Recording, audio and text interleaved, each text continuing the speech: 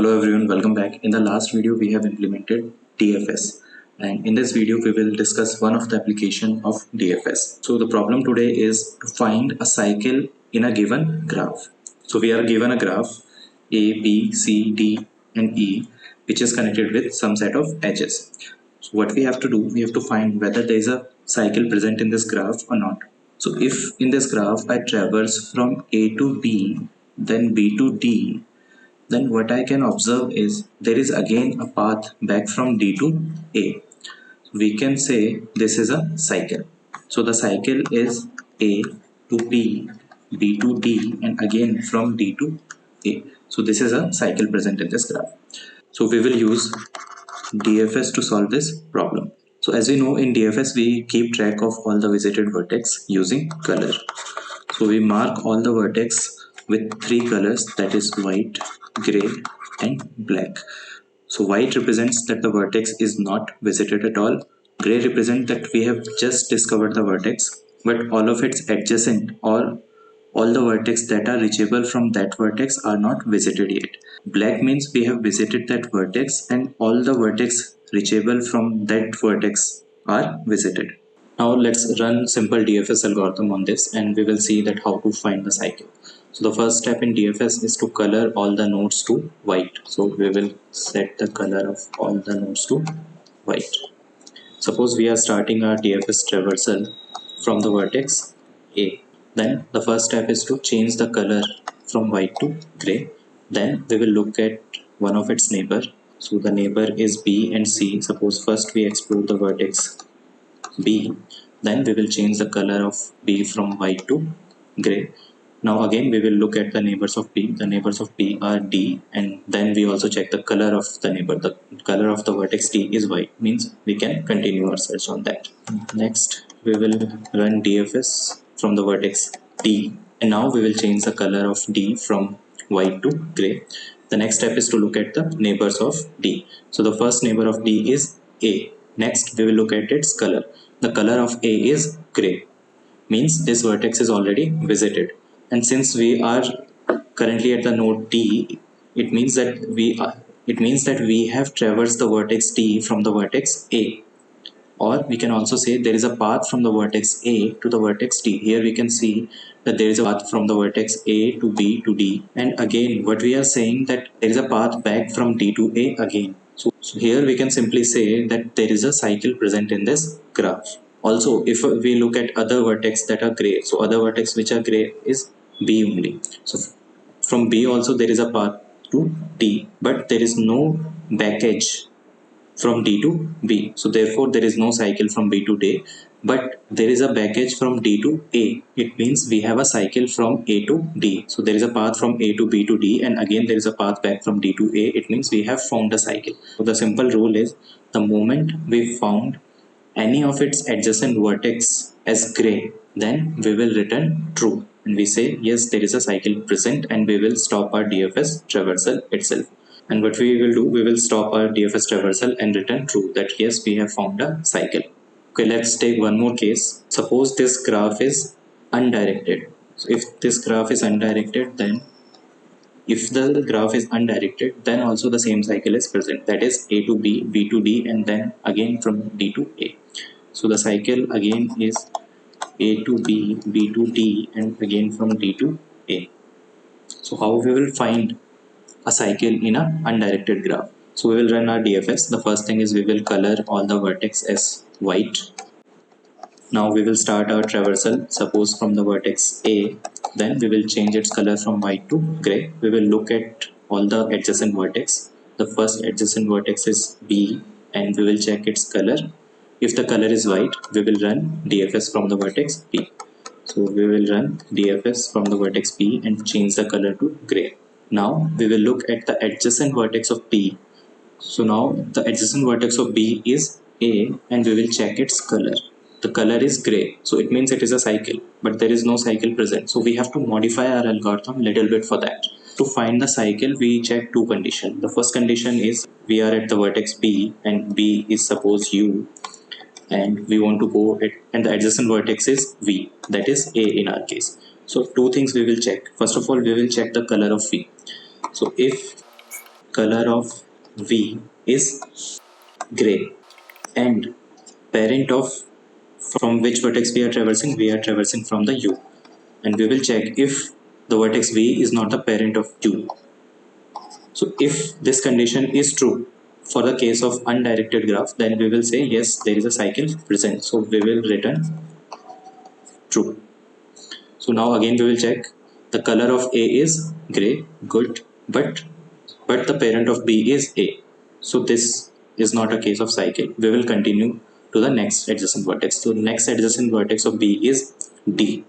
We will check its color. Its color is white. So we will run a simple DFS from the vertex D and change the color of D from white to gray. Now again we will look at all the adjacent vertex of D. So the adjacent vertex of D is A.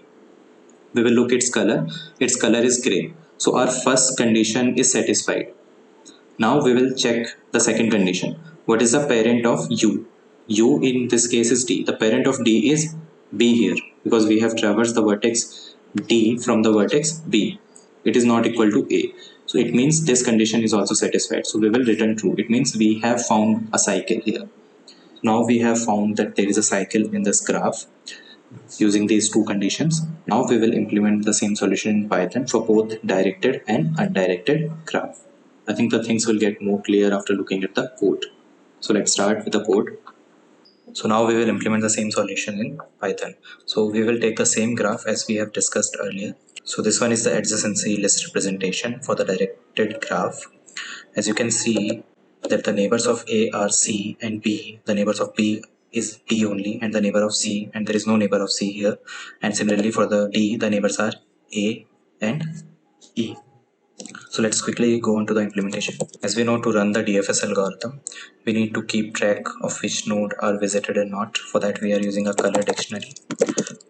Also, we need to keep track of the parent of each node. So for that also, we'll create one more dictionary. We also keep track time in DFS, but for this problem, we do not need to check the time. So therefore, we will skip that. So now we will initialize the values for color and parent for each nodes. So we can do that using for u in adjacency list dot keys, and simply we can initialize all the nodes with white color. So I will say white, and the parent of each node can be initialized to none. So we will write here none. So we can check the values of color and parent first. So the print color and parent, yes. So as you can see that all the nodes are initialized with white color, and the parent of each node is set as none by default. Okay, so now we will start implementing our actual DFS function. For that we will write define DFS, and the first argument will be the node from where we have to start the DFS. So it will be U. The next argument we can pass is color and parent dictionaries. So the first thing when we visit a vertex is to change its color. So we will change its color of U equal to gray. So the next step is to explore the adjacent vertex of U. So the adjacent vertex will be for V in adjacency list of U.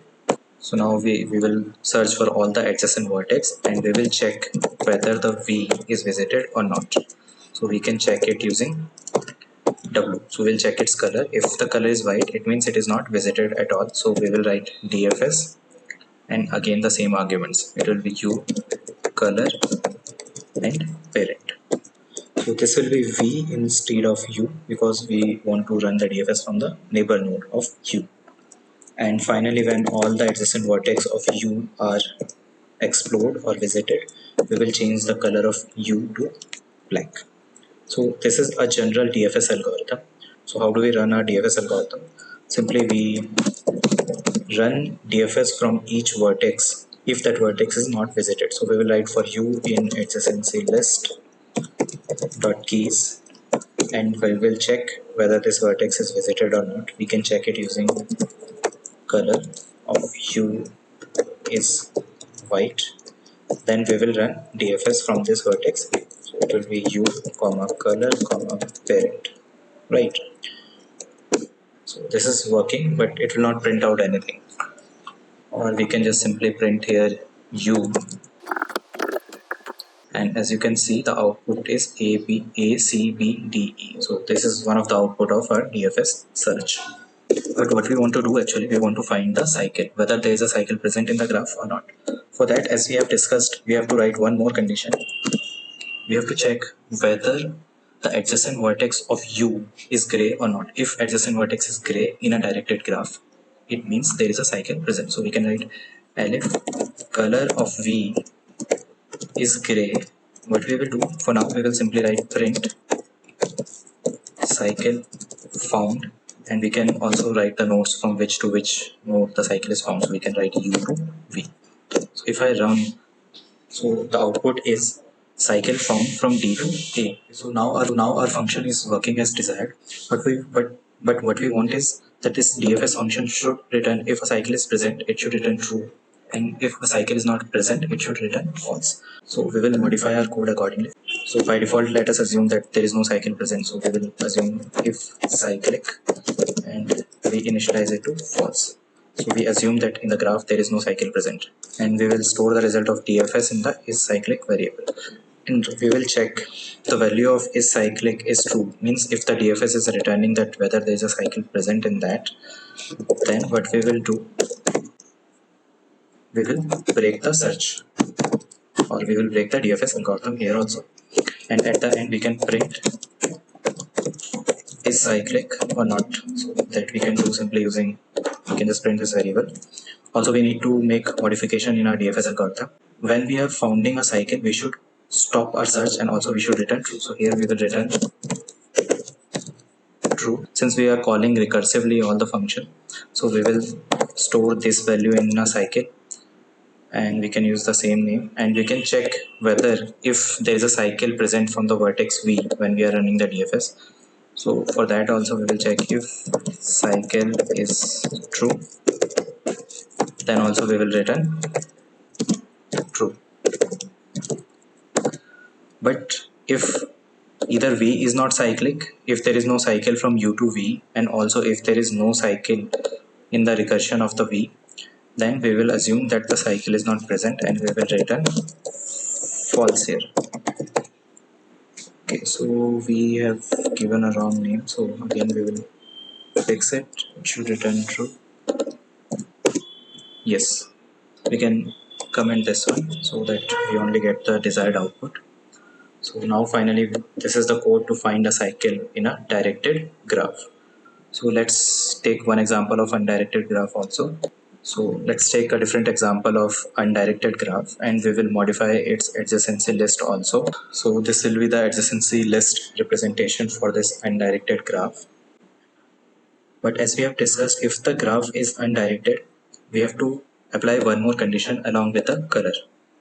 So till now we are not using the parent variable. So now we will set the parent also. So we will set the parent of V as U. So here keep tracking of the parent also.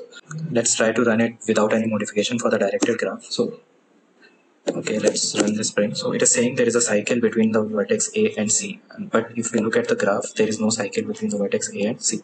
So we have to do our modification. So the modification was to add one more condition and check whether V is not the parent of U. So how we can check it? We can check it like the parent of U should not be equal to V. And if we add this condition, now it is right. The cycle is from D to A, and also we are able to find the cycle. So that is the complete code for to find the cycle in a directed and undirected graph. So this condition will only hold if our graph is undirected. If our graph is directed, we will not use this condition. So this is one of the application of DFS, and thanks a lot. If you have any doubt, then please ask in comment section, and thanks for watching.